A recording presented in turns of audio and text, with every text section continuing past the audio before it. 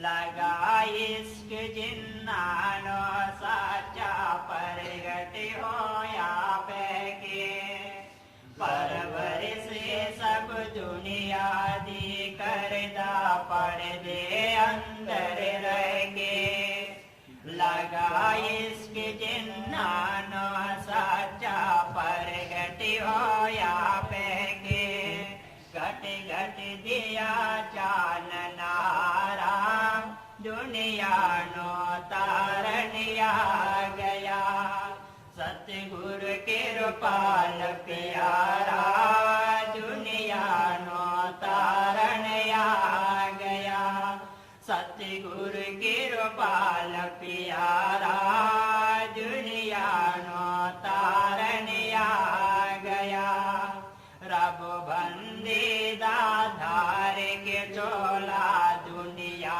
दे विच आया अंतरया में पुरख अना में है कृपाल सदाया रब बंदे धार के चोला दुनिया दे विच आया अंतरया में पुरख अना में है कृपाल सदाया आया कृपाल भंडारा अजायब नरस दे पा गया सतगुरु कृपाल प्यारा दुनिया नो तारण आ गया सतगुरु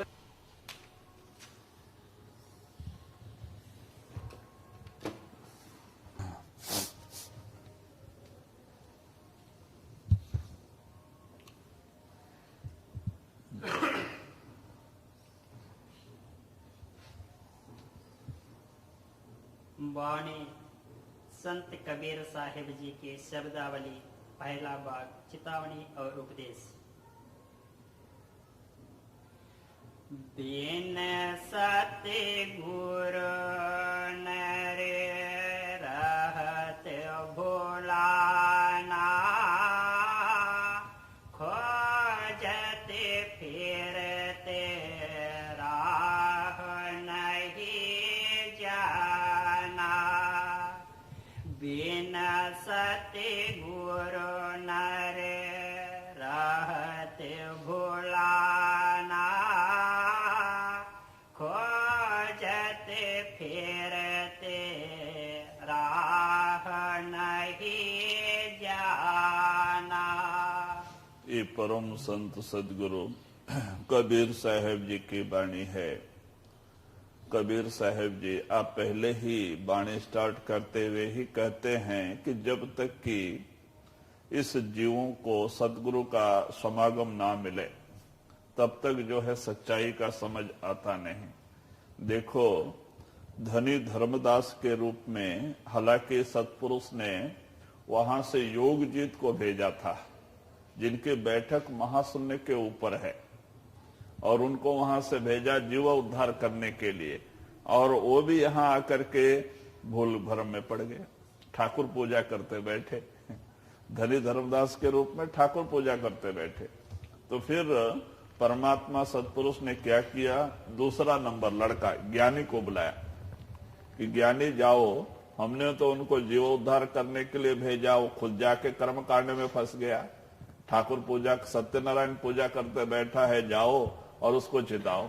तब वो ज्ञानी दूसरा नंबर का वो सतपुरुष का लड़का यानी ज्ञानी वो कबीर के रूप में आए और उन्होंने बहुत जो है कि कोशिश करने के बाद बहुत कष्ट उठा के धनी धर्मदास को फिर से जागृत किया और उन्हीं के ऊपर उन्होंने अनुराग सागर भी लिखा है।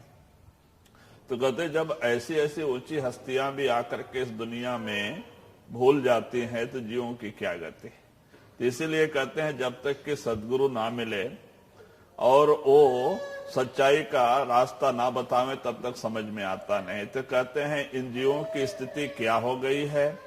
देखो ये आत्मा सारी उस परमात्मा की अंश है, सब सतलोक सचखंड की रहने वाली है और आत्मा परमात्मा ही है, लेकिन इस काल और माया की नगरी में आकर ये अपने आप को भी भूल गई, अपने घर को भी भूल गई, कहते वो यहाँ की रहने वाली हो गई। इसीलिए संत महात्मा आकर के फिर बार बार जागृत करते हैं। तो इस वाणी में इस जीव की क्या स्थिति गति है, किस तरह से संत आके जगाते हैं, कबीर साहब ने बड़ा अच्छा उदाहरण दिया है जी। बिन सत गुरु नर रहत भुलाना, खोजत फिरत राह नहीं जाना, के हर सुत ले आयो गरड़िया, पाल पोस उनो की न सयाना। तो वही देखो, अब हमारे सामने भी उदाहरण है। जैसे तीसरी पातशाही गुरु अमरदेव जी ने 22 साल तीर्थ यात्रा किए। हरिद्वार जाके गंगा स्नान करके आना उसी को मुक्ति का साधन समझा था। लेकिन बाद में जब उनको एक ब्रह्मचारी साधु से मुलाकात हुई और 12 दिन साथ रह के साथ में जाने के समय जब उसे वो घर पे लेके गए, बड़ा अच्छा खाना पीना भी बनवाया, और जब दोनों खाने के लिए बैठे तो 2-3 ग्रास खाने के बाद में ब्रह्मचारी साधु को ख्याल आया, अरे मैंने तो पूछा नहीं तुम्हारे गुरु कौन है, क्योंकि ये सिख थे तो इनके दाढ़ी बाल तो बचपन से छोड़ देते हैं। तो वो ब्रह्मचारी साधु क्या समझा, ये भी कोई गुरुमुख है, कोई साधु है समझ करके दोनों साथ में थे। हरिद्वार में साथ में बनाना, खाना, दर्शन करना, 8-10 दिन साथ में गुजारे। फिर दोनों मिलकर गाड़ी में जाने के समय पहले अमरदेव जी का गांव आया। तो अमरदेव जी ने ब्रह्मचारी साधु से विनती किया, महाराज हम लोग 8-10 दिन से साथ में हैं, तो एक दिन आप एक रात हमारे घर में रह के जाओ। उसने मान लिया और घर में आया।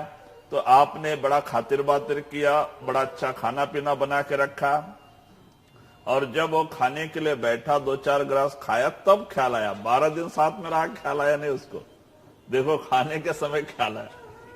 तो वो पूछता है कि अच्छा महाराज आपका गुरु कौन है? तो बाद में ये कहते भाई मैं तो गुरु बरु कुछ बनाया नहीं, बस हरिद्वार जाके स्नान करके आता हूं, उसी का मुक्ति का साधन समझाऊं।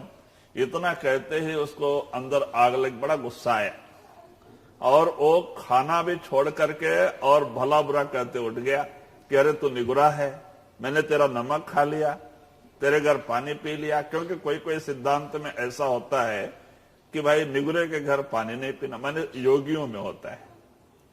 तो उसमें वो सिद्धांत था, तो उसको बड़ा गुस्सा आ गया, मेरा इतना दिन का किया कराया सब भ्रष्ट हो गया। गुस्से में वो उठ के चला गया।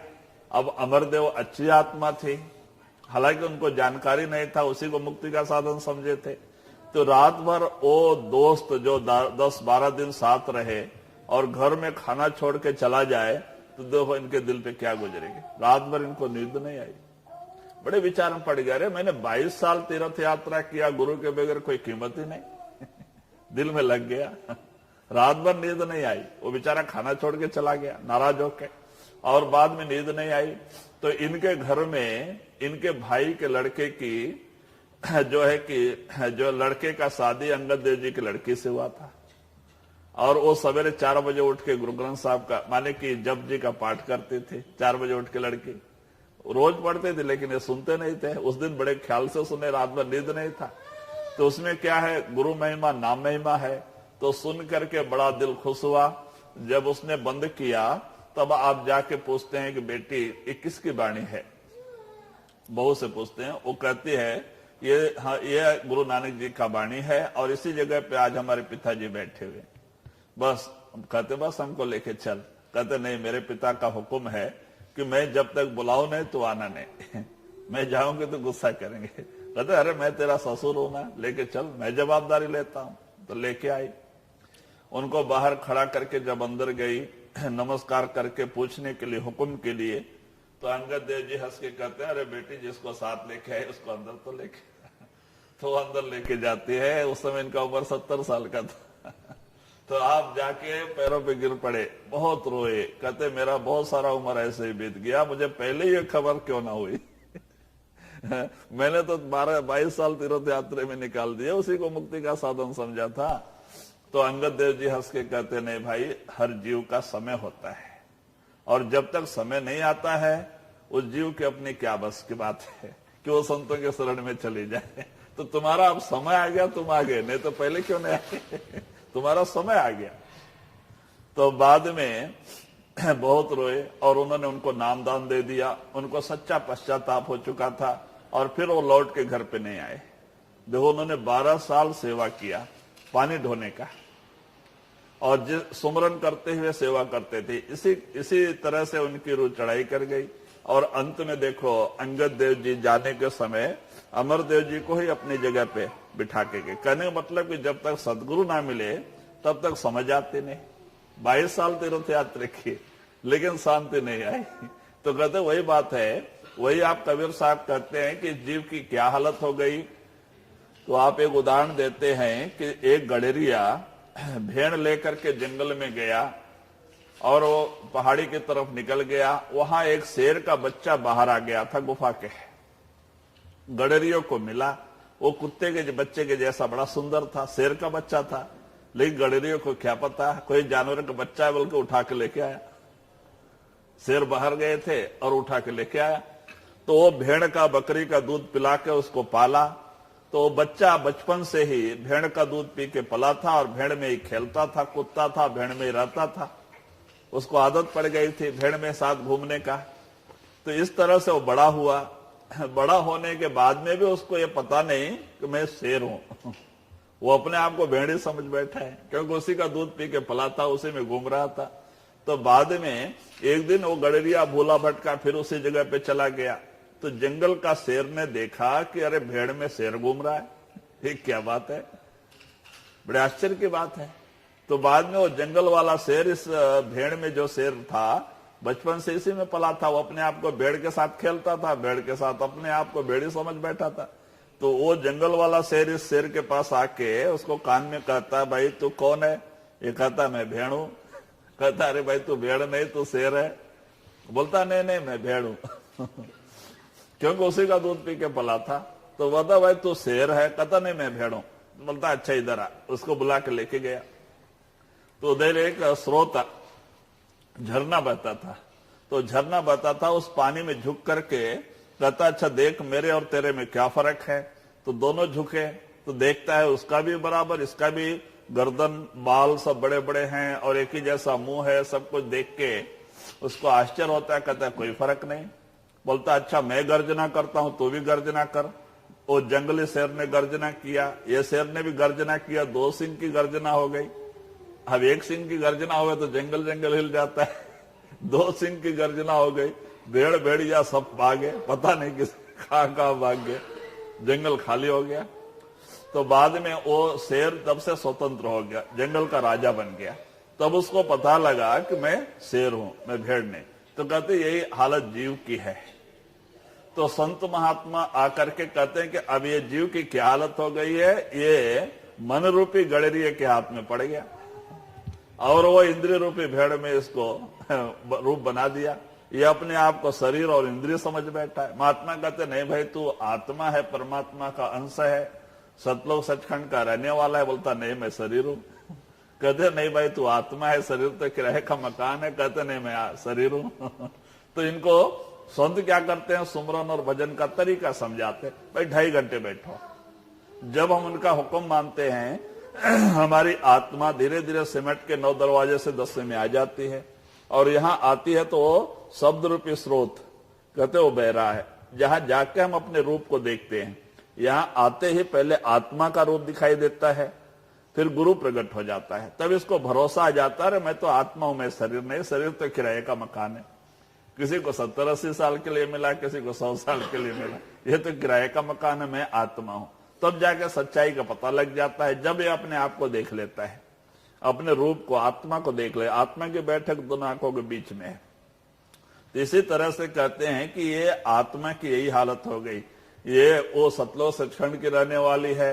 यहाँ काल और माया ने क्या किया, तपस्या करके जीव को लाके इस तन मन के पिंजरे में कैद कर दिया। ये अपने आप को भी भूल गई, अपने घर को भी भूल गई। फिर आके कहते भाई जब तक सदगुरु ना मिले, संतों का सत्संग ना मिले, तब तक इन विचारों को समझ भी नहीं आती। चाहे कितना बरस भी कर्मकांड कर ले, तीर्थ यात्रा कर ले, कहीं को पूजा पाठ कर ले, जब तक कि संतों का सत्संग ना मिले सच्चाई की समझ आती नहीं। तो वही आप इशारा देते हैं जी। करते कलोला रहते अजयन संग, आपन मर्म पुन हो नहीं जाना। तो वही कबीर साहब कहते हैं उस सिंह की क्या हालत हो गई है। वो अपने आप को भेड़ के साथ में दूध पी के पला था, अपने आप को भेड़ ही समझ लिया, उसी के साथ खेलता था, उसी के साथ रहता था, अपने आप को भेड़ ही समझ लिया जी। के हर एक जंगल से आयो, ताहि देख बहुत सियाना। तो वही कहते हैं वहां एक जंगल का शेर आया, उसने इस शेर को देख के पूछता भाई तू कौन है? कहता मैं भेड़ हूं। कहता नहीं बे भेड़ नहीं तू शेर है। कहता नहीं मैं भेड़ ही हूं, क्योंकि उसी का दूध पी के पला था, उसी में रहता था। तो उसको गुस्सा आया, बोलता अच्छा इधर आओ, बुला के लेके गया और झरने में झुक करके अपना मुंह दिखाता, बोलता देख मेरे तेरे में क्या फर्क है। जब इसने देखा तो इसका भ्रम दूर हुआ। कहते हैं ऐसे ही संत महात्मा हमें समझाते हैं सत्संग के जरिए, हमारी समझ में नहीं आता है, फिर वो भजन सुमरन देते हैं, नाम सुमरन और ध्यान देते हैं। और ये जब भजन सुमरन करके 9 से 10वें में आ जाता है तो इसको अपना रूप दिखाई देता है, तब जाके समझ आ जाती मैं तो आत्मा हूं। आत्मा अलग है, शरीर अलग है। माने आत्मा जब तक शरीर में है तब तक ये शरीर, पंच प्राण, आत्मा से पंच प्राण काम करते हैं और पंच प्राण से ये शरीर चलता है। लेकिन जब आत्मा निकल जाती है पंच प्राण भी रुक जाते हैं, शरीर भी मिट्टी का ढेर बन जाता है। तो कहते भाई ये आत्मा के जरिए ही चलती है, आत्मा परमात्मा का अंश है और ये शरीर 5 तत्वों का पुतला है, मिट्टी का शरीर है।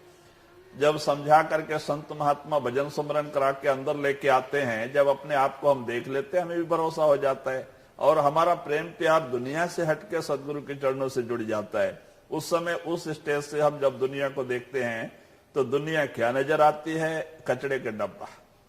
देखो जब मीराबाई अंदर गई, उनको सदगुरु प्रकट हो गए, आत्मा का दर्शन हुआ, सदगुरु रविदास प्रकट हो गए, मीरा मस्तानी दीवानी बन गई। मीरा ने अपने जबान से ही कहा पायो जी मैंने नाम रतन धन पायो, वस्तु अगोचर दई मेरे सदगुरु कृपा कर अपनायो। माने किसने दिया? सदगुरु ने दिया और मुझे अपना लिया। मेरे अंदर वो चीज सदगुरु ने अमूल्य चीज दिया जिसकी कोई कीमत नहीं। भाई जो नाम है उसकी कोई कीमत नहीं। नाम जिसको पा करके जीव जो है, एक अज्ञानी जीव भी ज्ञानी बन जाता है, एक नर नारायण बन जाता है। और नाम बड़ी ऊंची चीज है, वो पारस के समान है जी। पकड़ के भेद तुरत समझाया, आपन दशा देख देख मुस्काना।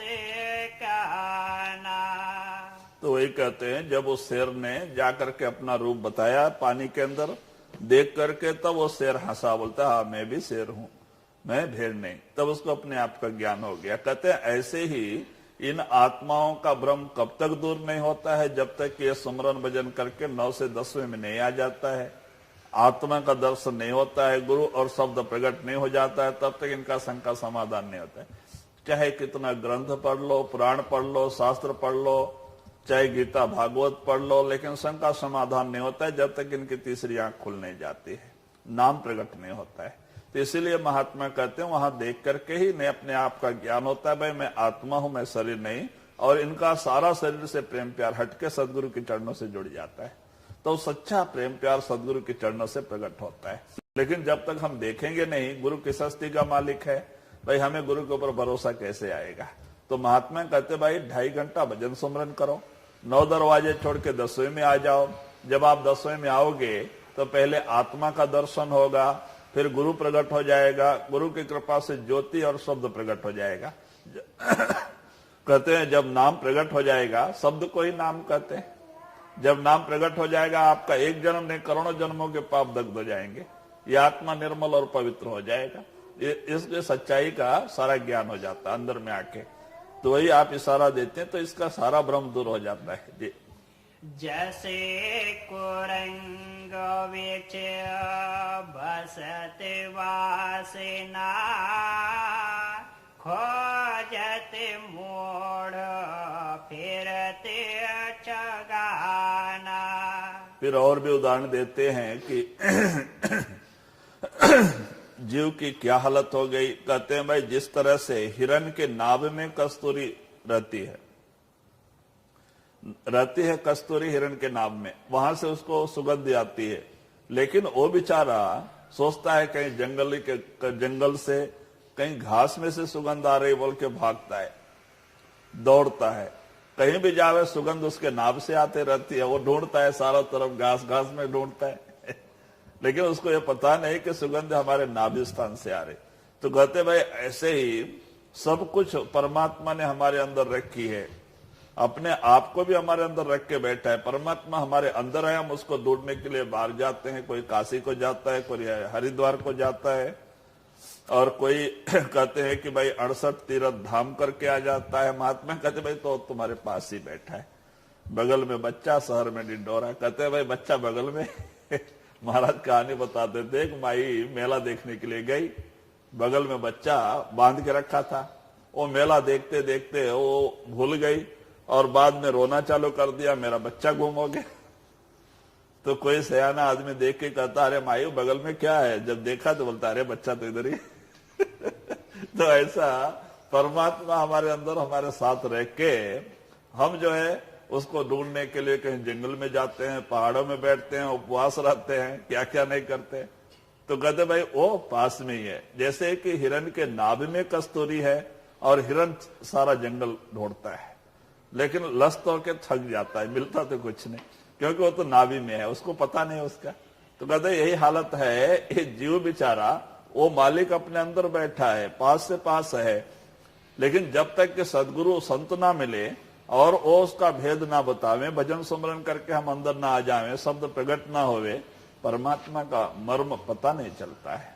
सच्चाई का जो भेद हमें कुछ खबर नहीं हो पाती है। तो वही आप पहले ही कबीर साहब ने वाणी में कहा कि बिन सदगुरु नर फिरत भुलाना। कहते हैं भाई बेगर सदगुरु संतों के समागम के जीव बेचारा दुनिया में भूल भरम में भटकता है, और जो कुछ भी करता है उसको सच्चाई समझ के करता है। कोई भी करता है वो सच्चा समझ के करता है, लेकिन फायदा कुछ मिलता नहीं जी। करे उस वासे मन में देखे, ये सुगंधि धो कहाँ बसाना। तो वही सोचता है कि ये सुगंध कहाँ से आ रही है, घास में मुंह मारता है, जंगल का पेड़ को सूंघता है, लेकिन वो आता है नाभि स्थान से। उस बेचारा परेशान हो जाता है रात दिन दौड़ दौड़ के, लेकिन आती है उसके नाभि स्थान से ही। कहते हैं भाई इसी तरह से परमात्मा हमारे अपने अंदर बैठा है, हम उसको ढूंढने के लिए जंगल पहाड़ों में चले जाते हैं। देखो सावन सिंह महाराज जी के समय में एक योगी हिमालय की गुफाओं में बैठ के ध्यान कर रहा था। हालांकि वो संस्कारी आत्मा थी। संस्कारी आत्मा दुनिया के कोई भी कोने में हो, संत जरूर उसे जागृत करते हैं। तो इसलिए उस समय सावन सिंह महाराज जी थे। तो सावन सिंह महाराज जी उस योगी को उस गुफा में जाके दर्शन दिया जब वो भजन बैठा था। तो उसको अंदर में दर्शन देके और कहते हैं हे योगी, अगर तू मुक्ति चाहता है तो ब्यास को आ जा। तो योगी कहता है कि महाराज मैं तो तपस्या कर करके मेरे पैर सूख गए, 30 साल हो गए थे प्राणायाम बैठा था बेचारा, मेरे पैर हाथ तो सूख गए, लेकिन मैं जरूर आऊंगा। और महाराज ने उसको अपना दाहिना पैर उठा के अपना पैर बता दिया। तो उनके पैर में पद्म रेख था, जो कृष्ण को था, वो सावन सिंह महाराज जी के दाहिने पैर में था पद्म रेख। उन्होंने बता दिया कि ये पहचान है।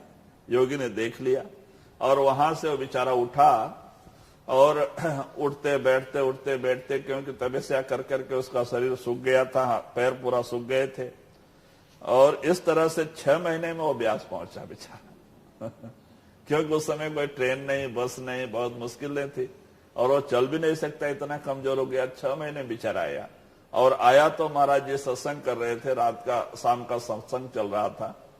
देखा, खुश हो गया कि ये मूर्ति आके हमें दर्शन दिया था, भरोसा तो हो गया। फिर सत्संग खत्म होने के बाद में पैर पद्मरेख देखने के लिए, रेखा देखने के लिए, कोशिश के लिए बाद में महाराज जी के पास गया तो सेवादार हटा दिया, क्योंकि महाराज पैर पकड़ने नहीं देते थे। उस समय उतनी भीड़ भाड़ नहीं थी। तो महाराज हंस के कहते हैं, भाई इसको हमारे कमरे में लेके आओ योगी को। तो बाद में उसको कमरे में लेके गए, वहां पे बातचीत हुई और बाद में योगी नमस्कार करने को आता है तो पैर देखना चाहता है, तो महाराज पैर उठाते नहीं तो वो कहता है, महाराज इतना दूर बुला के लाके आप क्यों छिपाते हैं? आपने तो वहां दिखाया, अब यहाँ क्यों छिपाते हो? तब महाराज हंस के अपना पैर दिखाया। जब देखा उसको तसल्ली आ गई, जो वहां देखा था वही यहाँ पे है, तो उसको पूरा तसल्ली आ गई। तो बाद में 3 दिन तक सत्संग सुना। फिर चौथे दिन महाराज ने उनको नामदान दिया। तो आप 15 दिन तक आश्रम में था। बाद में महाराज ने कहा, आप जाओ उसी गुफा में बैठ के भजन करो, चाहे गुफा में बैठो चाहे कहीं बैठो, अब तुम्हें सच्चा रास्ता मिल गया, जाओ इस तरह सुर शब्द का अभ्यास करो। तब वो फिर योगी उसी जगह पे जाके फिर वो भजन सुमरन से जुड़ गया। तो कहने का मतलब कि जो रास्ता सुर शब्द का है ये पुरातन है, जब से दुनिया बनी है तब से ये रास्ता परमात्मा ने हम सबके अंदर रख के भेजा है। जितनी पुरानी दुनिया है उतना पुराना ये संत माने रास्ता है। ये कुदरती कानून है, परमात्मा का बनाया हुआ रास्ता है। परमात्मा ने रास्ता सबके अंदर रख के भेजा है और उसी रास्ते से, क्योंकि वो परमात्मा ने जो ताकत दुनिया माने भेजा है, अपनी ताकत वो शब्द के जरिए ही नीचे आई और उसी शब्द वो शब्द के रूप में ही आया और उसी शब्द ने अंडपिंड ब्रह्मांड बनाया। जैसे गुरु नानक ने भी इशारा दिया है कि भाई शब्दे धरती, शब्दे आकाश, शब्दे शब्द भया प्रकाश, सगले सृष्ट शब्द के पीछे, नानक शब्द घटे घटाच्छे। कहते भाई वही शब्द है, जो शब्द उस परमात्मा से नीचे उतरा, उसी शब्द ने अंडपिंड ब्रह्मांड बनाया। वही शब्द ने 84 लाख जीवा जून की रचना किया। वही शब्द घट घट में विराजमान है। कहते उसी शब्द को प्रकट करने का रहा, वो कहां से? सतलोक सचखंड से आके यहाँ टिका हुआ है। तो उसी शब्द के जरिए संत महात्मा जाके अपने घर में समाये और वो उसी शब्द का रास्ता हमें बताते हैं। तो कहते ये पुरातन है, ये उतना ही पुराना है जितना पुराना ये दुनिया है। ये कोई महात्मा का बनाया हुआ रास्ता नहीं, ये परमात्मा का बनाया हुआ रास्ता है। तो इसीलिए महात्मा हमें वही रास्ता बताते हैं, क्योंकि संत महात्मा उसी रास्ते से जाकर के उस परमात्मा से मिले होते हैं और वही रास्ता वो बताते हैं कि भाई ये रास्ता भी तुम्हारे अंदर है, परमात्मा भी तुम्हारे अंदर है। इस तरह से 2.5-3 घंटे की बैठक बनाओ, तुम्हारी रूह समझ के अंदर आ जाएगी, सच्चाई आप अपने अंदर देख सकते हो। बाहर तो सब भ्रम ही भ्रम है जी। देव विचे लगन लगी है, छकरू को नहीं जाते बखाना। तो कहते भाई आके जब आपकी रूह सिमट के 10वें दरवाजे में आ जाती है, आपको अपने आत्मा का रूप दिखाई देता है, उसमें बड़ी खुशी हो जाती है। अरे मैं तो आत्मा हूं, मैं शरीर नहीं। मैं अभी तक अपने आप को शरीर ही समझ के बैठा था, मैं आत्मा हूं। इसको बड़ी खुशी हो जाती है। ये अपना रूप देख के मगन हो जाता है। जिस तरह से शेर ने पानी में अपना रूप देख के खुश हो गया, मैं तो शेर हूं, मैं बेड़ नहीं, मैं अपने आप को बेड़ ही समझा था। वैसे ये आत्मा को भी अंदर आके 10वें दरवाजे में जब अपने आप को देख लेता है, पहचान लेता है, इसकी सारा शंका दूर हो जाती है और वहां पे उसको एक आत्मज्ञान कहते हैं, जिसको विवेक ज्ञान कहते हैं। जो विवेक ज्ञान कहते हैं कि अष्टावक्र महामुनि ने राजा जनक को दिया था, वो सच्चा आत्मज्ञान नहीं था। वो 10वें दरवाजे में आके आत्मा का दर्शन होता है, विवेक ज्ञान होता है कि मैं आत्मा हूं, मैं शरीर नहीं, बस विवेक ज्ञान होता है। लेकिन सच्चा आत्मज्ञान तो पार ब्रह्म में होता है, वो संतों की कृपा से। लेकिन जो अष्टावक्र महामुनि ने राजा जनक को दिया था, वो तो 10वें दरवाजे का 7वें चक्कर का था, आत्मा का दर्शन कराया था। आत्मज्ञान, आत्मा के ऊपर आवरण होता है, वहां भी सूक्ष्म शरीर का आवरण है वहां पे। लेकिन पार ब्रह्म में जाके जब मानसरोवर स्नान करके, अमृतसर स्नान करके आत्मा निर्मल हो जाती है, स्थूल सूक्ष्म कारण तीनों शरीर के पर्दे हट जाते हैं, आत्मा नंगी हो जाती है, तब सच्चा आत्मज्ञान होता है, पार ब्रह्म है। और वो संतों की कृपा से होता है। और वही नकल रामदास स्वामी जी ने अमृतसर में बनाया है, स्वर्ण देवालय। ये अंदर की नकल है पार ब्रह्म का। जब रामदास जी ने उस अमृतसर को बनाने के लिए मैं जो है कि जो काम करने वाले लोग हैं उनको प्लानिंग बना के दिया, उनके समझ में नहीं आवे। तो बाद में बहुत बताए लेकिन वो भूल जाते थे, उनको समझ में नहीं आवे कैसे बनावे। तो फिर उसको नाम दान दिया, रामदास जी ने उनको नाम दान दिया मिस्त्री को, और उसको अंदर लेके गए पार ब्रह्म में, और वो बताया। जब उसने अंदर देख लिया तो फिर बोलने की जरूरत नहीं, फिर उसने वो बनाया। तो उसका फाउंडेशन रामदास स्वामी ने रखा, उसको पूरा अर्जुन देव जी ने किया, वो अर्जुन देव जी के समय में। और उसकी जो बुनियादी है, मियां मीर मुसलमान फकीर थे, वो उनको बड़ी इज्जत देते थे, तो वो उनके द्वारा रखा था उन्होंने। जिस समय अर्जुन देव जी को तसीहे दे रहे थे, माने आके अंगार तपते हुए लाल तवे में बिठा के ऊपर से जलता हुआ रेत डाल रहे थे, माने ये कर रहे थे, इतना तकलीफ दे रहे थे। उस समय उसको पता लगा, वो भाग भाग के आए, और आकर के वो मुसलमान फकीर कहता है, महाराज आपको इतना तकलीफ दिया जा रहा है, आप चुपचाप बैठे हैं, अगर आप इशारा दे दो मैं सारे दिल्ली को तबाह कर देता हूं। क्योंकि वो अच्छा पहुंचा हुआ महात्मा था। तो अर्जुन देव जी हंस के कहते, ये काम तो मैं भी कर सकता। तो देखो ऊपर जब ऊपर देखते हैं तो सारे ब्रह्मा विष्णु महेश्वर 33 करोड़ देवी देवता सब हाथ जोड़े खड़े हैं कि महाराज कुछ हुक्म करो, आपके साथ इतना अन्याय हो रहा है, आप चुपचाप बैठे हो, कुछ हुक्म करो। ये कहते नहीं, कहते देखो वो लोग चुप है, मैं भी चुप हूं। तो कहते भाई ये काम तो मैं भी कर सकता था, लेकिन मालिक का कहते भाई मालिक तेरा भाड़ा मीठा लागे, परमात्मा जो तू करता अच्छा ही करता है। तो संतों में कितनी बड़ी दीनता नम्रता थी, मरे शरीर छोड़ दिए लेकिन उन्होंने कभी किसी को श्राप नहीं दिया। तो कहते भाई इसी तरह से एक बार जब मोहम्मद साहब और उनके एक शिष्य थे अली पैगंबर, तो दोनों मिलके जा रहे थे। तो ऐसे घूमने के लिए निकले थे, शाम का समय था, जा रहे थे। तो दो आदमी एक जगह बैठे थे, कुछ काम कर रहे थे खेत में। तो इनको अकेला देख करके वो कुछ गाली देने लगे, वो हिंदू थे। तो गाली देने लगे तो अली को गुस्सा आया, और थोड़ा टाइम मोहम्मद साहब भी खड़े हो गए उधर ही। और अली साहब थोड़ा टाइम चुप रहे, बाद में इनसे सहन नहीं हुआ, ये भी गाली गलौज चालू कर दिया। वो एक बोले तो ये भी एक दो जवाब दे में, ऐसा आपस में गुस्सा और गाली गलौज होने लग गया हिंदू उन दोनों में, इनमें। तो जब ये सुना, सुनते सुनते उनको बुरा लगा मोहम्मद साहब को, वो वहां से हट के अपना रास्ता लिया, चलते जा रहे, और ये इधर लड़ाई झगड़े में पड़े हुए हैं। इन्होंने पीछे देखा नहीं, महाराज तो चले जा रहे, और एक फरलांग दूर निकल गए। तो बाद में वो लोगों ने देखा कि अभी अकेला है, चलो इसको पकड़ के मारो। वो पीछे भागे। तो जब अली पीछे मुड़ के देखते हैं तो यहाँ पैगंबर साहब आई नहीं। तो बड़े वहां से बेतहास भागे भागे गए, और वहां जाके कहते महाराज आप ऐसे सब मेरे को अकेला छोड़ के आ गए। तो हंस के कहते मोहम्मद साहब कि भाई देखो, जब तक तुम चुप थे तब तक हम दोनों की रक्षा के लिए देवता लोग आके ऊपर खड़े हो रहे थे, एक एक करके आ रहे थे, सब खड़े हो रहे थे, जमा हो रहे थे हम लोग की रक्षा के लिए। लेकिन जब तुम बोलना चालू किया तो वो लोग एक एक करके चले गए। जब वो चले गए तो मैं रह के क्या फायदा, मैं भी चला आया।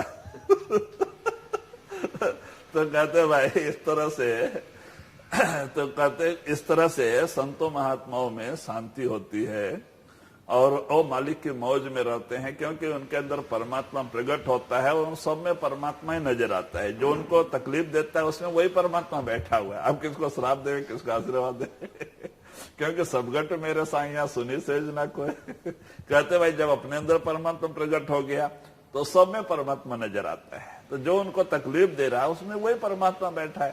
तो इसीलिए तो अर्जुन देव ने कहा मालिक तेरा भाना मीठा लगे, परमात्मा जो तू करता मुझे अच्छा लगता है। और उन्होंने ऐसा ही अपनी चोला छोड़ गए। तो कहते भाई इसी तरह से वही आप इशारा देते हैं कि इस तरह महात्मा हमें यही इशारा देते हैं कि भाई परमात्मा भी अपने अंदर है, रास्ता भी अपने अंदर है, लेकिन जब तक कि कामिल मुर्शिद पूरा गुरु ना मिले और वो हमें रास्ता ना बतावे और हमें भजन सुमरन करके 9 से 10वें में नहीं आ जाए, सच्चाई का पता नहीं लगता जी। काहे कबीर सुन भाई साधो, उलटे आप में आप समाना। तो वही आप इशारा देते हैं भाई, और कुछ नहीं है, अपने आप में आप जाके समाना है। भाई आत्मा भी बूंद है, परमात्मा भी समुद्र है, वो भी पानी है, आत्मा भी पानी है। जब ये बूंद जाके समुद्र से मिल जाती है तो दोनों एक हो जाते हैं। तो जब ये आत्मा सतलोक सचखंड पहुंचती है, उस अपने परमपिता परमात्मा का दर्शन करके बड़ी खुश हो जाती है। और ये जाके उसका कहते हैं कि दर्शन करते ही इसमें अपना 16 सूर्य का प्रकाश चमकने लग जाता है। पारब्रह्म में जाके 12 सूर्य का प्रकाश होता है, लेकिन सतलोक सचखंड में जाके 16 सूर्य का प्रकाश चमकने लगता है। आत्मा परमात्मा बन जाती है। जैसे परमात्मा सर्वव्यापी है, ऐसे ये भी सर्वव्यापी बन जाते हैं। तो इसीलिए आप कहते हैं कि भाई अपने आप में ही जाके समाना है, वहां और कोई दूसरा नहीं। तो इसीलिए कहते भाई आत्मा ही परमात्मा है, आत्मा ही सब कुछ है। महात्मा इशारा देते हैं, लेकिन हमारी समझ में नहीं आता। हम तो उसको अलग और इसको अलग समझते हैं। लेकिन जब कहते हैं हम सिमट करके 9 से 10वें में आ जाते हैं, हमारी तीसरी आंख खुल जाती है, शब्द और गुरु प्रकट हो जाता है, तब जाके हमारा शंका समाधान होता है। जब तक कि नाम प्रकट नहीं होता है, शब्द प्रकट नहीं होता, तब तक शंका समाधान नहीं होता है कि भाई हम कौन हैं और वो गुरु कौन होता है जी। बिना सते गुरु नर भरम भुलाना, बिना सते गुरु नर भरम भुलाना। सते गुरु शब्द का मर्म न जाना, भोले परा संसारा। तो वही आप कहते हैं बगैर सदगुरु के दुनिया माने जीव नर भूला घूमता है, क्योंकि वो शब्द का भेद जो है इसे पता नहीं चलता है। वो शब्द भी हमारे अंदर है, आत्मा भी हमारे अंदर है, मन भी हमारे अंदर है। संत हमें उस शब्द से जोड़ते हैं, हमारी आत्मा को शब्द से जोड़ते हैं, शब्द को प्रकट करने का साधन और तरीका समझाते हैं। कहते हैं जब तक कि संत ना मिले, शब्द की परख हमें नहीं हो पाती है जी। सत्य गुरु शब्द का मर्म न जाना, भोले परा संसारा। बिना नाम जम धर धर खे, कौन छुड़ावन हारा। तो वही आप इशारा देते हैं कि भाई बगैर नाम के यम छोड़ते नहीं, क्योंकि अंत समय में हमारे अपने ही अंदर एक ताकत है जिसको गुप्त चित्त कहते हैं, चित्रगुप्त कहते हैं। हम जो भी कुछ करते जा रहे हैं वो अंदर लिखते जा रहे हैं। जब ये आत्मा चोला छोड़ के जाने लगती है तो चित्रगुप्त ले जाके लेखा धर्मराज के सामने हाजिर कर देते हैं। भाई जो ये जीव आ रहा है उसने ऐसा ऐसा कर्म किया। तो वहां क्या होता है, जजमेंट, न्याय होता है। उसके किए कराए कर्मों के अनुसार वहां पे फैसला होता है। अगर पाप ज्यादा है तो नरकों में ढकेल दिया जाता है, सजा भुगतनी पड़ती है। अगर कुछ पाप कम है तो 84 के जामे में ढकेल दिया जाता है। जीव जाके पेड़ पौधों के शरीर में गिर जाता है, भेड़ बकरे कीड़े मकोड़े के शरीर में गिर जाता है, इस तरह 84 में भटक जाता है। कहते हैं कि इस तरह भाई क्यों ऐसा होता है, भूल और भ्रम में पड़ के आत्मा ने मन का साथ पकड़ लिया है, मन इंद्रियों का गुलाम बना बैठा है। इस तरह से कर्म करके जीव मलिन हो जाता है। तो वही आप इशारा देते हैं कि जब तक सदगुरु ना मिले और शब्द से हमारी आत्मा को जोड़ ना दे और वो शब्द हमारे अंदर प्रकट ना हो, सच्चाई का पता नहीं चलता है।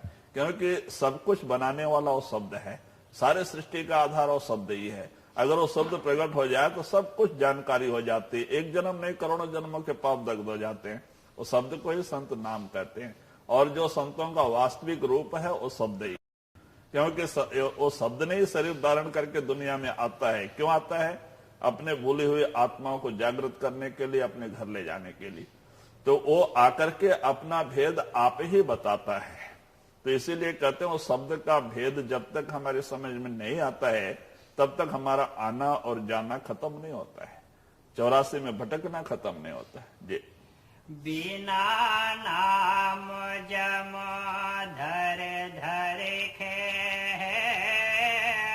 कौन छुड़ावण हारा, सिर जन हार का मर्म न जाने, दृग जीवन जग तेरा।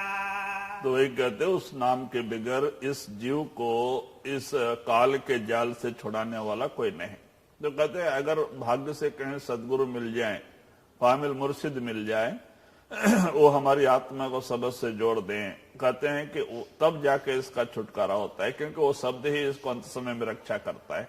अगर गुरु आज नाम देके कल ही क्यों न चोला छोड़ जाए, लेकिन फिर भी वो शब्द उसको छोड़ता नहीं। वो शब्द ही उसको गुरु के रूप में दर्शन देता है। अंत समय में गुरु जिस रूप में हमें नामदान दिए होते हैं उसी रूप में वो शब्द ही हमें अंदर में दर्शन देता है और हमारी आत्मा को दर्शन दे के ऊपर के मंडलों में लेके जाता है। तो इसीलिए इशारा देते हैं कि भाई जब नाम के बगैर इस जीव की रक्षा करने वाला कोई ताकत नहीं। तो इसीलिए तो कहते हैं नाम के धारे खंड ब्रह्मांड, नाम के धारे तुरिया पाताल। कहते सब नाम के आधार पे है, सारी रचना नाम से ही हुई है और वो नाम हमारे घट में 10वें दरवाजे में धुनकार दे रहा है। संत उसी नाम से जोड़ देते हैं। वो नाम प्रकट हो गया तो हमें ऑटोमेटिक सारी जानकारी हो जाती है, सैकड़ों जन्म की खबर भी हो जाती है जी। धर्म राय जब पकर मंगे पर मारे घनेरा, सुत नारी को मोह त्यागी के छीन सब दे हमारा। तो वही कबीर साहब इशारा देते हैं, भाई जिस चीज में हम भूले हुए हैं दुनिया और दुनिया के सामान्य में, कहते अंत समय में ये चीजें हमारा साथ छोड़ देती हैं और वो हमें अंदर में दंड और शिक्षा मिलता है। भाई अगर कामिल मुर्शिद और नाम ना मिले तो जीव की बड़ी दुर्गति होती है। कहते हैं करोड़ों जन्मों का पुण्य हुए तो उसको मानव शरीर मिलता है और उस प्रभु परमात्मा की कृपा होवे तो जाके संत मिलते हैं। तो जिसको सदगुरु मिल गया उनका लेखा नहीं बढ़ा, जिनको सदगुरु मिल गया उनका काम तो बन गया। हालांकि वो नाम और सदगुरु उसकी तो रक्षा कर लेते हैं और जिन जीवों को कोई नाम नहीं, सदगुरु नहीं, उन बेचारों की क्या हालत होगी। तो वही आप इशारा देते हैं कि वो बेचारों को 84 के जेल खाने में भटकना पड़ता है। जो आज संबंध है वो कल नहीं रहते हैं। जिस शरीर में भी आत्मा जाके समा जाती है, कर्मानुसार जो शरीर मिलते हैं वहां पे उसी तरह के हमारे यार दोस्त और मित्र और बाल बच्चे होते हैं। मानी ये आत्मा वहां पे नहीं मिलती हैं, इनका संबंध तो इसी शरीर में है और आगे कोई और ही मिलेगा। ये कर्मों का लेन देन का हिसाब किताब है। देखो महाराज जी अपने जबान से कहते थे, अजैब सिंह महाराज जी, कि उनके पास एक काला कुत्ता था और उनके जैसे कि हमारे राजस्थान, पंजाब और यूपी में दरवाजों पे खाटे पड़े होते हैं, खटिया पड़ी होती, खाट होते हैं। हमारे दक्षिण प्रांत में तो नहीं लोग नीचे ही बैठते हैं, चटाई पे बैठते हैं, वहां खाट का रिवाज कम है तो नीचे ही लोग सोते हैं, नीचे बैठते हैं। तो वहां क्योंकि हमारे उत्तर प्रदेश और ये उत्तरी भाग में सब पानी की जमीनें हैं, चारों तरफ पानी और जमीन फसल होती है ना, और हमारे यूपी में इधर उधर खड्डे होते हैं गांव के चारों तरफ, वही मट्टी लाके घर बनाए होते हैं तो उसमें सांप बिच्छू ज्यादा होते हैं और उस कारण से खाट के ऊपर सोते हैं। और वो दक्षिण प्रांत में वो चीजें नहीं है, ना सांप ना बिच्छू, इसका कोई डर नहीं रहता, तो नीचे आराम से पड़े रहते चटाई पे तो एक काला कुत्ता था महाराज जी के घर में, वो 8-10 खाट पड़े रहते थे दरवाजे पे, लेकिन वो उसी खाट के ऊपर जाके बैठता था। अगर उसको मारो भाग के जाता था, फिर आके उसी खाट पे बैठता था। तो अजैब सिंह महाराज जी को बड़ा आश्चर्य होता था, क्या बात है, काला कुत्ता खाट छोड़ता नहीं उसी खाट पे जाके बैठता है। तो बाबा बिशन दास जी, इनके माता पिता बाबा बिशन दास को बहुत मानते थे पहले से, उनके घर में आते थे। तो वो अच्छे महात्मा थे। बाबा बिशन दास जी राजघराने वाले थे, अच्छे कुटुंब परिवार में पैदा हुए थे, और उन्होंने इंग्लैंड में जाके पीएचडी भी किया था। उस समय पीएचडी इंडिया में नहीं थी, इंग्लैंड में जाकर करना पड़ता, वहां भी जाकर उन्होंने पढ़ाई की, ये पीएचडी प्राप्त की। फिर भी बैराग पैदा होके, और वो देखो योगी बन गए थे। अपना जो गुरु नानक का जो उनके लड़कों ने श्री चंद लक्ष्मी चंद ने रास्ता निकाला था, उसमें अमोलक दास के वो शिष्य थे। उदासी मत, उदासी देखो, गुरु नानक के घर में ही पैदा हुए थे श्री चंद लक्ष्मी चंद। हालांकि गुरु नानक संत महात्मा सत्पुरुष थे, लेकिन उन्होंने उनका बात नहीं माना, हमेशा उनसे विरोध किया। तो कहते हैं कि काल जब कबीर साहब आ रहे थे इस दुनिया में जीव चिताने के लिए, तो काल रास्ते में आके खड़ा हो गया। कहते आप कहाँ जा रहे हैं? कहते हैं मालिक ने भेजा है हम जीव उद्धार करने के लिए। कहते ये तो बहुत बुरा चीज है, तुम आके हमारा देश बिगाड़ने के लिए आ रहे हो। बहुत दोनों में लड़ाई झगड़ा होता है, और फिर बाद में कबीर उसको मारने के लिए जाते हैं। तो बोलता अच्छा भाई ठीक है तुम जाओ, लेकिन तुम ये सोच लो, तुम एक कबीर बन के जाते, मैं 12 कबीर बन के आऊंगा कहता है तुम तो एक कबीर बन के जाके और जोग चिता के चले आओगे, बाद में 12 कबीर बन के लोगों को भ्रम में डालूंगा। तो ऐसा ही हो गया। कबीर तो एक ही आए, सच्चे कबीर तो एक ही थे, लेकिन बाद में 12 कबीर बन गए वो काल ने अपने ताकत भेज दिया, रिद्धि सिद्धि वाले, और वो पीला कपड़ा रुद्राक्ष और ऐसे वैसे माला बीला भी रखने लग गए, और ऐसे करने लग गए, लोगों को कर्म कांड में बांध दिया, रिद्धि सिद्धि बता के आकर्षित कर दिया।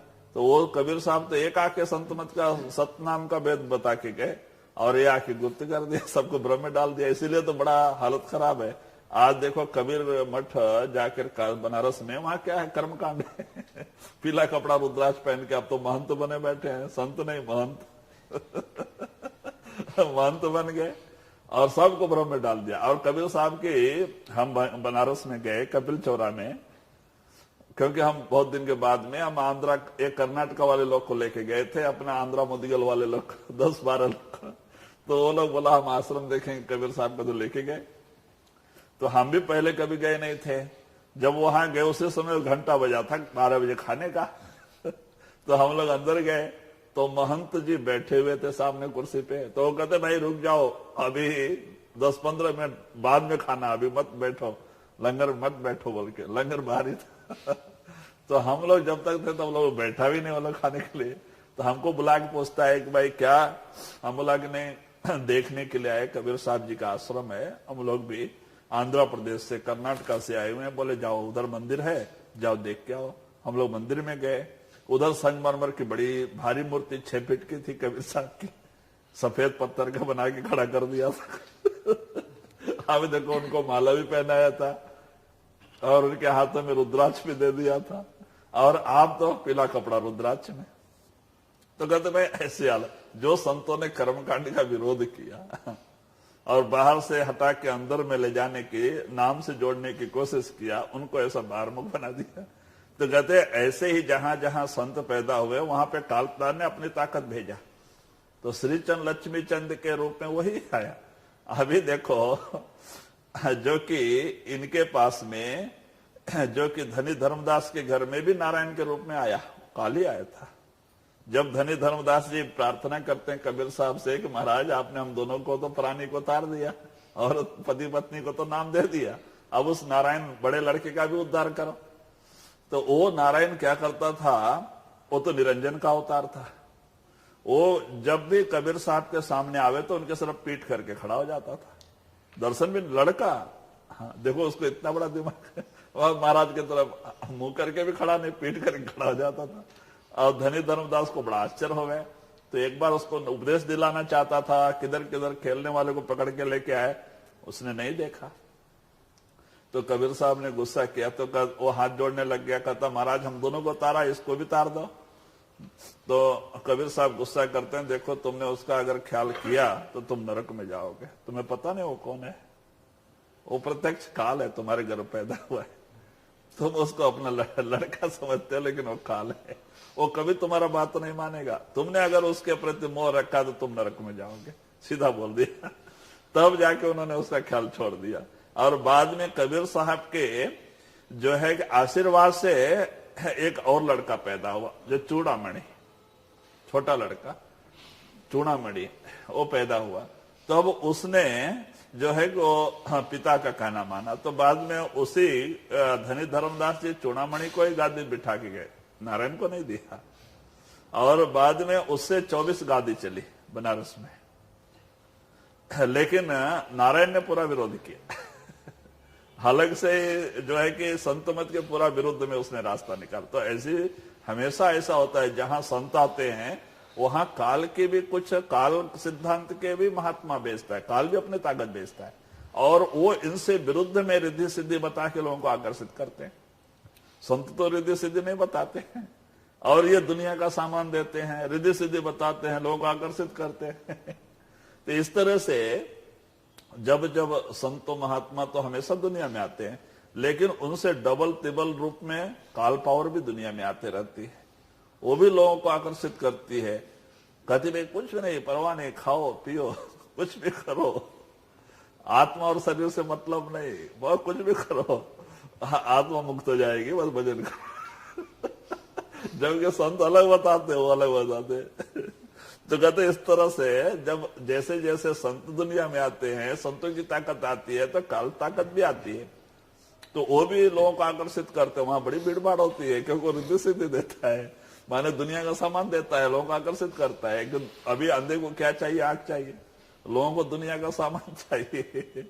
मुक्ति मांगने वाला कौन है? संत तो भवसागर से निकालने के लिए आते हैं, और वो इसमें बांधने के लिए आते हैं। काल के जो महात्मा लोग आते हैं वो दुनिया का सामान दे करके और हमें इस तरह का कर्म करा के उसमें बांधने के लिए आते, निकालने के लिए नहीं आते। लेकिन जीव को समझ कहाँ है? तो इसीलिए कहते हैं बिगर संतों को जीव को समझ आवे तो कैसे आवे? जब तक कि संत ना मिले, शब्द प्रकट ना हो, सच्चाई की पता ही नहीं चलता है। जी। सुत नारी को मोह त्याग के चेनो शब्द हमारा, सारे शब्द का परवाना पावो, तब उतरो भव पारा। तो वही कबीर साहब जी कहते हैं, इसीलिए ये सारा ममता और प्रेम प्यार हटा के सदगुरु के चरणों से जोड़ो, नाम से जोड़ो।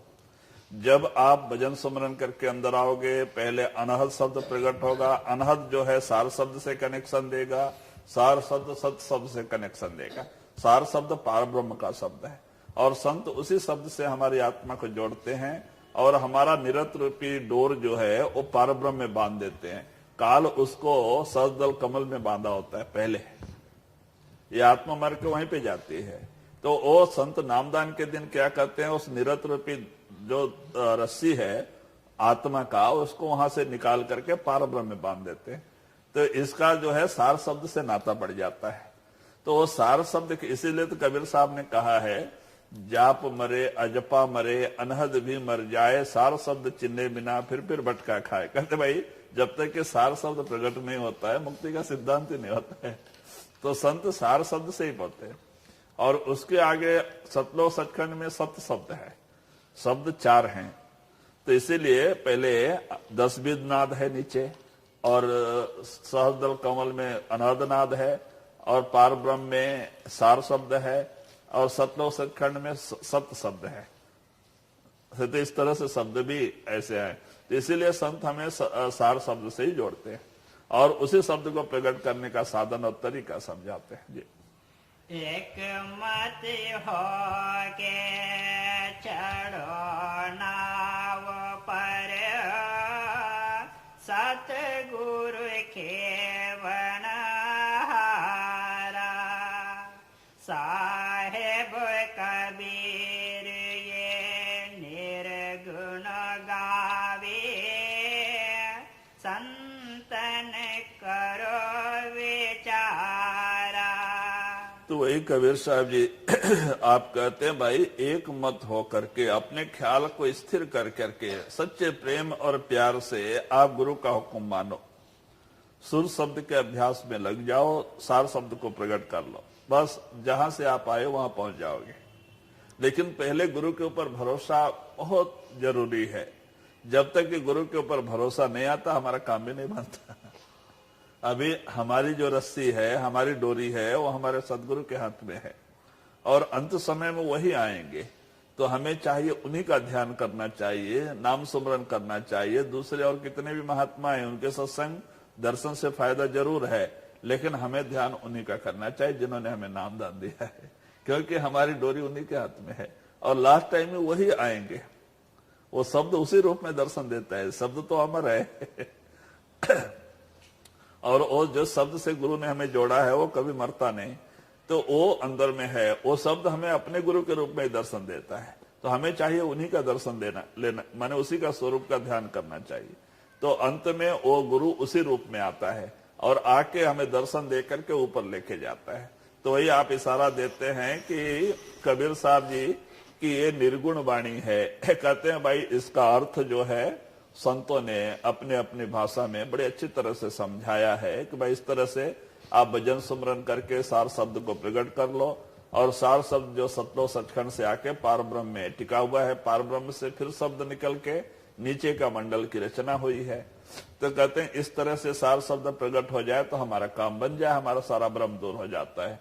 तो महात्माओं ने हमें यही समझाने की कोशिश किया है कि पहले गुरु के ऊपर भरोसा आना चाहिए और गुरु को जो प्रेम प्यार दुनिया से हमारा जुड़ा है, दुनिया से हटा के सदगुरु के चरणों से जोड़ लें, गुरु का बन के हम दुनिया कारोबार करें। गुरु का दिया हुआ सुमरन भजन करते हुए, नाम सुमरन करते हुए दुनिया कारोबार करें तो हमारा यह लोक और परलोक दोनों बन जाए, हम यहाँ भी सुखी, मरने के बाद में भी सुखी। तो वही आप कबीर साहब जी इशारा देते हैं, साहेब कबीर ये निर्गुण गावे, संतन करो विचारा। कहते हैं कि भाई ये मैं जो कहा ये निर्गुण है, निर्गुण वाणी है और इस वाणी का विचार संत ही करते हैं। कहते हैं भाई कि ये वाणी जो कबीर साहब की बड़ी गूढ़ है, उन्होंने गोरखनाथ को भी बहुत कुछ समझाया था। दोनों का 8 दिन तक विवाद चला हुआ था, गोरखनाथ और कबीर साहब का। उन्होंने उनको भी बहुत समझाया था, लेकिन गोरखनाथ माना नहीं। तो वही आप इशारा देते हैं कि मरहम होए सो जाने साधु, ऐसा देश हमारा। वो जब गोरखनाथ पूछता है परेशान होके, जब हार जाता है तब पूछता है अच्छा महाराज आप कहाँ से आए हैं, आपका कौन सा देश है? तो वही आप इशारा देते हैं कि हे गोरख, मरहम होए सो जाने साधु, ऐसा देश हमारा है साधु। कहते हैं कोई मरहम भेदी लोग ही हमारे देश को जान सकते हैं।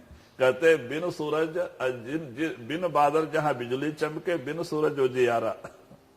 कहते हैं कि जिस देश में बेगर सूरज के उजाला और बेगर बादल के बरसात होते रहते, और वो बरसात कैसा, प्रकाश का।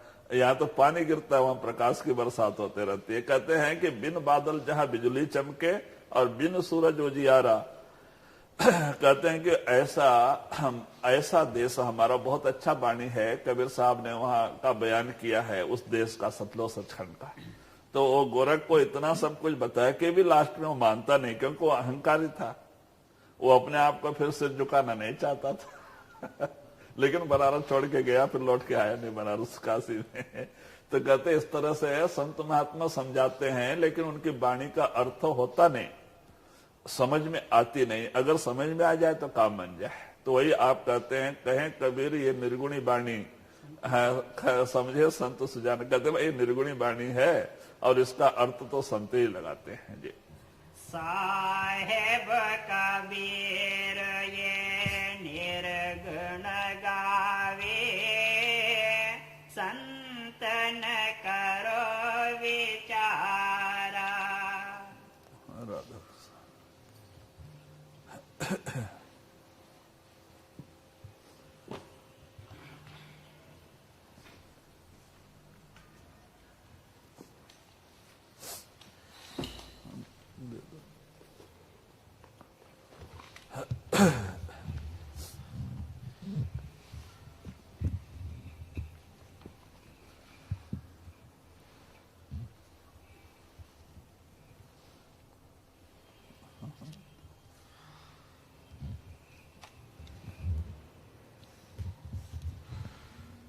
इनको कहानी बताने का, वो गडरिया का,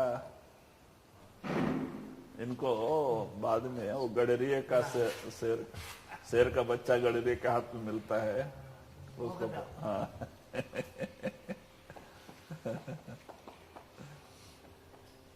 नहीं तो ये लोग बेचारे लोग खाली बैठे ट्रांसलेट करके। हाँ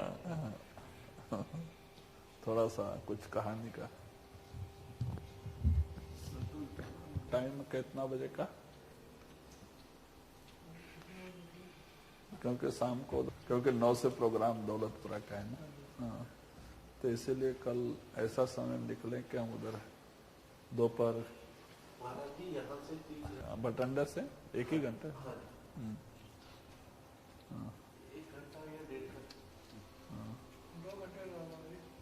चार घंटे का, 4 घंटे थोड़ा रास्ता ठीक है।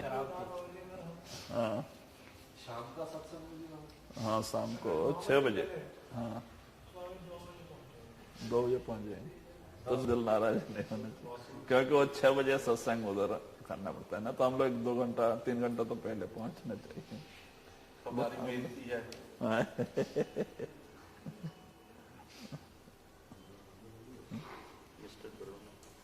ओ ब्रोनो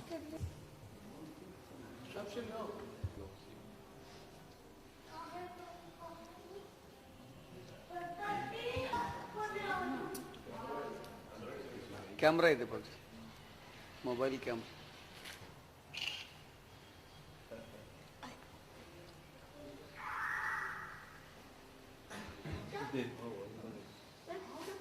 आगे आ जाए।